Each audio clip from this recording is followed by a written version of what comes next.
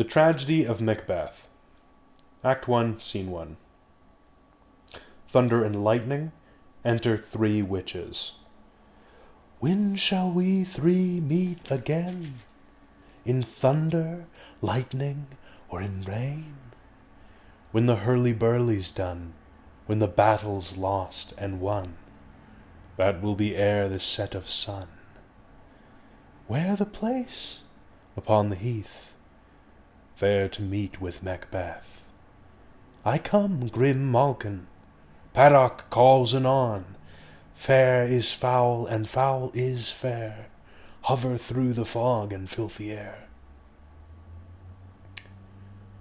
Act 1, Scene 2. Alarum within. Enter King, Duncan, Malcolm, Donald Bane, Lennox, with attendants meeting a bleeding captain.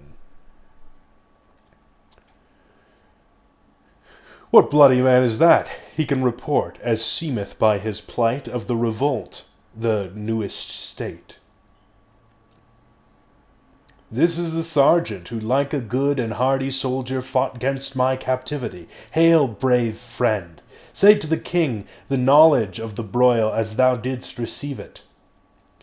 Doubtful it stood, as 2 spent swimmers that do cling together and choke their art. The merciless MacDonald, worthy to be a rebel to that. The multiplying villainies of nature do swarm upon him from the western isles. Of kerns and gallo-glasses is supplied, and fortune on his damned quarrel smiling showed like a rebel's whore. But all's too weak for brave Macbeth. Well, he deserves that name, disdaining fortune with his brandished steel, which smoked with bloody execution like valor's minion, carved out his passage till he faced the slave, which ne'er shook hands nor bade farewell to him, till he unseamed him from the nave to the chops, and fixed his head upon our battlements. O valiant cousin, worthy gentleman! As whence the sun gins his reflection, shipwrecking storms and direful thunders, so from that spring whence comfort seemed to come, discomfort swells. Mark, King of Scotland, mark. No sooner justice had, with valor armed, compelled these skipping kerns to trust their heels, but the Norwegian lord, surveying vantage, with furbished arms and new supplies of men, began a fresh assault. Dismayed not this our captains, Macbeth and Banquo? Yes, as sparrows eagles, or the hare the lion. If I say sooth, I must report they were as cannons overcharged with double cracks, so they doubly redoubled strokes upon the foe, except they meant to bathe in reeking wounds, or memorize another Golgotha, I cannot tell. But I am faint, my gashes cry for help. So well thy words become thee as thy wounds, they smack of honor both. Go, get him surgeons. Who comes here? The worthy Thane of Ross. What haste looks through his eyes? So should he look that seems so speak things strange. God save the king. Whence camest thou, worthy Thane? From Fife, great king, where the Norwegian banners flout the sky and fan our people cold. Norway himself with terrible numbers, assisted by that most disloyal traitor, the Thane of Cawdor, began a dismal conflict, till that Bellona's bridegroom, lapped in proof, confronted him with self-comparisons, point against point, rebellious arm against arm, curbing his lavish spirit, and to conclude, the victory fell on us. Great happiness! That now, Sweno, the Norway's king, carves composition, nor would we deign him burial of his men, till he disbursed at St. Colm's Inch $10,000 to our general use. No more that Thane of Cawdor shall deceive our bosom interest. Go, pronounce his present death, and with his former title greet Macbeth. I'll see it done. What he hath lost, noble Macbeth has won. Act 1, Scene 3. Thunder. Enter the 3 witches. Where hast thou been, sister? Killing swine. Sister, where art thou? A sailor's wife had chestnuts in her lap, and munched and munched and munched. Give me, quoth I. Aroint thee witch, the rump-fed runyon cries. Her husband's to Aleppo gone, master o' the tiger. But in a sieve I'll thither sail, and like a rat without a tail, I'll do, and I'll do. I'll give thee a wind, thou'rt kind, and I another. I myself have all the other, and the very ports they blow, all the quarters that they know. The shipman's card, I'll drain him dry as hay.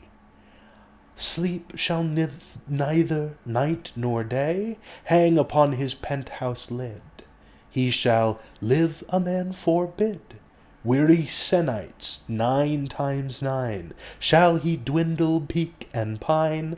Though his bark cannot be lost, yet it shall be tempest tossed. Look what I have. Show me, show me. Here I have a pilot's thumb, wrecked as homeward he did come. A drum, Macbeth doth come. The weird sisters, hand in hand, posters of the sea and land, thus do go about, thrice to thine, and thrice to mine, and thrice again to make up 9. Peace, the charm's wound up. So foul and fair a day I have not seen. How far it's called to forest? What are these? So withered and so wild in their attire, they look not like the inhabitants of the earth, and yet are on it. Live you? Or are you aught that man may question? You seem to understand me, by each at once her choppy finger laying upon her skinny lips. You should be women, and yet your beards forbid me to interpret that you are so.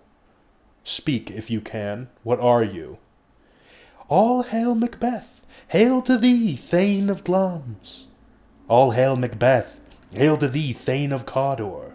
All hail Macbeth, that shalt be king hereafter. Good sir, why do you start and seem to fear things that do sound so fair? Is the name of truth? Are ye fantastical, or that indeed which outwardly you show?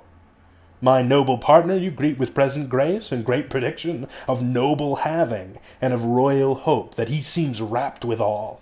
To me you speak not.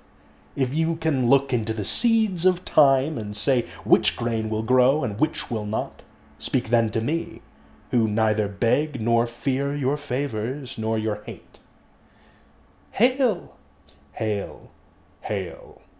Lesser than Macbeth and greater, not so happy, yet much happier. Thou shalt get kings, though thou be none. So all hail Macbeth and Banquo. Banquo and Macbeth, all hail. Stay you imperfect speakers, tell me more. By Final's death I know I am Thane of Glamis, but how of Cawdor? The Thane of Cawdor lives, a prosperous gentleman, and to be king stands not within the prospect of belief. No more than to be Cawdor.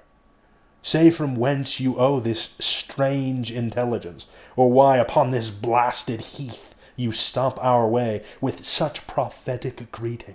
Speak, I charge you.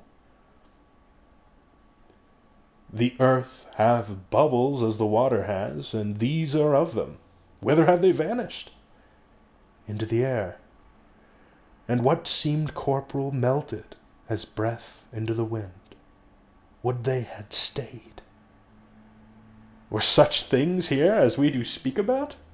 Or have we eaten on the insane root that takes the reason prisoner? Your children shall be kings.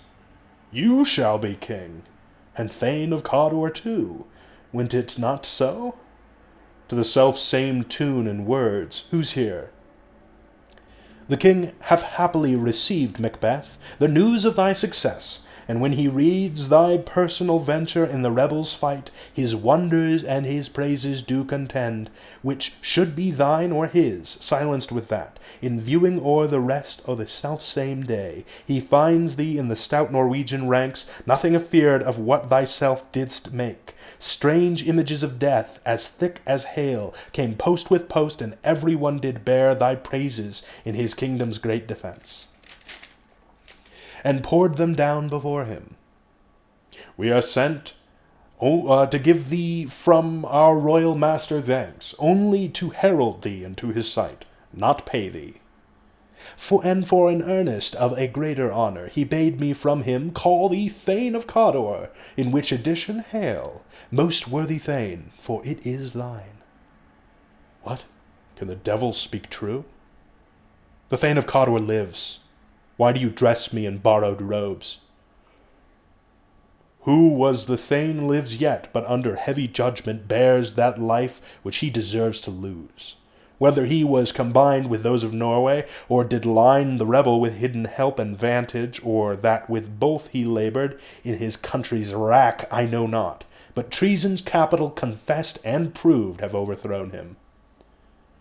Blamest and Thane of Cawdor, the greatest behind. Thanks for your pains. Do you not hope your children shall be kings, when those that gave the Thane of Cawdor to me promised no less to them? That trusted home might yet enkindle you into the crown, besides the Thane of Cawdor. But 'tis strange, and oftentimes to win us to our harm, the instruments of darkness tell us truths, win us with honest trifles, to betray in deepest consequence. Cousins, a word, I pray you. Two truths are told, as happy prologues to the swelling act of the imperial theme. I thank you, gentlemen. This supernatural soliciting cannot be ill, cannot be good. If ill, why hath it give me earnest of success, commencing in a truth? I am Thane of Cawdor. If good, why do I yield to that suggestion whose horrid image doth unfix my hair, and make my seated heart knock at my ribs against the use of nature?